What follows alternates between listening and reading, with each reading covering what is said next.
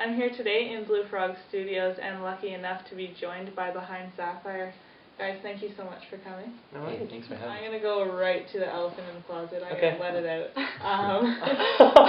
we go. I like this. I expected you guys to have some stories when you came back from China, but I didn't expect to read about you, Grant, while you were in China.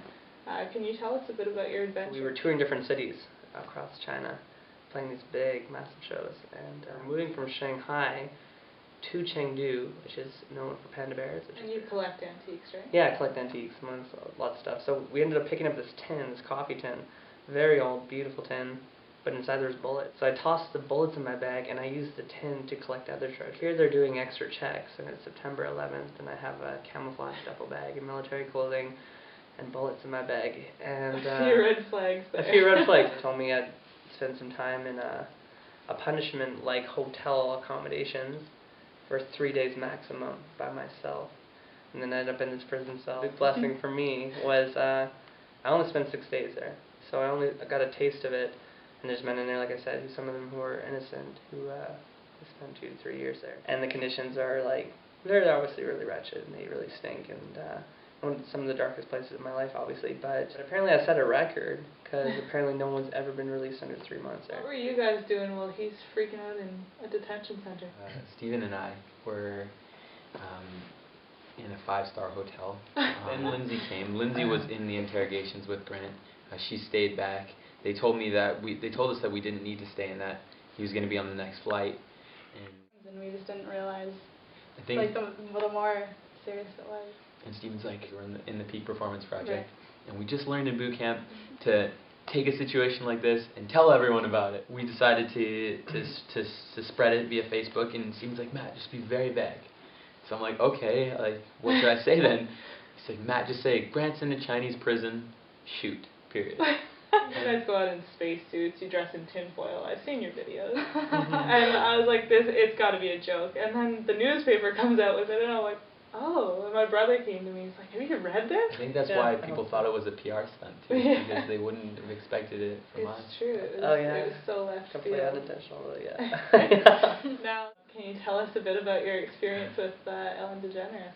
August 12th rolls around, and we made our way down to where she was going to be. We got to meet her and sing for her. She came right up to us. I played a song for her and talked with her, and then Portia was there, and Ellen had to go, and I'm like, Portia, like, we really need some help. We're in this Peak Performance Project. We have an opportunity to tour the world, and I'm like, if we can get Ellen's support, I mean, she likes our music, and Portia's like, she kind of winks at me, and she goes grabs Ellen, and then Ellen came over, and she's like, what do you need, what do you need, what do you need? And so that's great. So you guys do a lot for charity.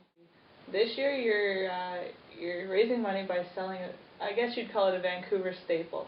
Yeah. Can you tell us about it? A couple of years ago, I used to wear yellow rubber boots everywhere. And eventually on stage I'd wear them too. And then if I wasn't wearing them, my friends would come up to us and say, where's your yellow rubber boots?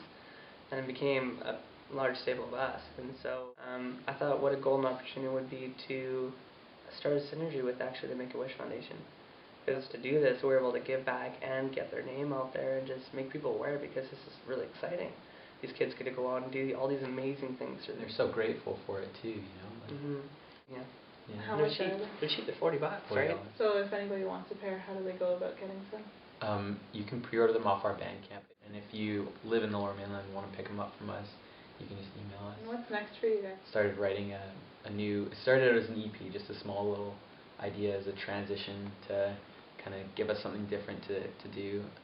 So the EP turned into an album, and that won't be out till March. We are going to put out a new EP that was called the Diamonds EP.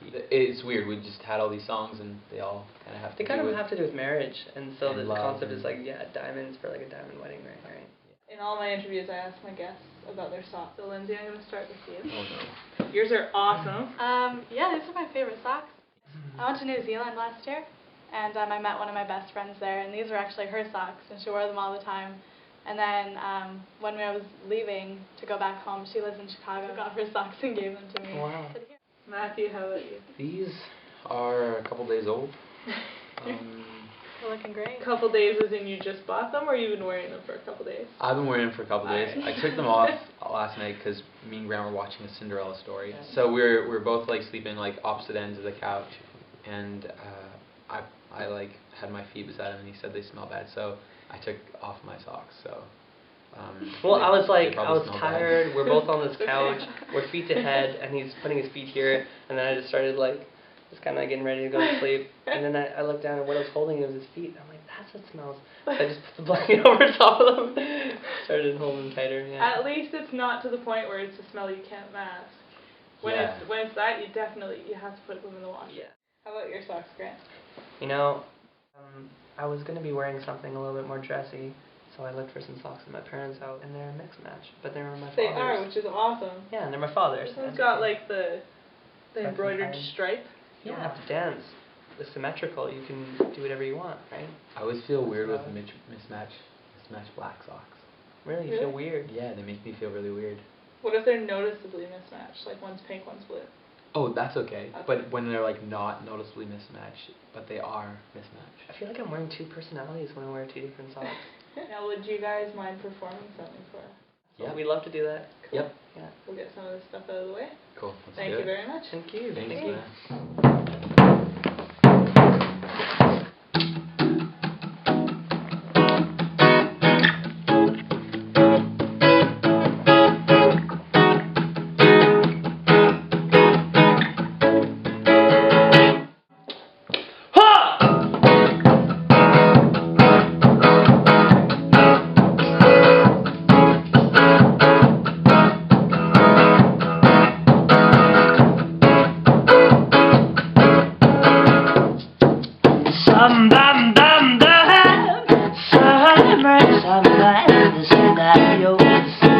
I'll catch him up on that Z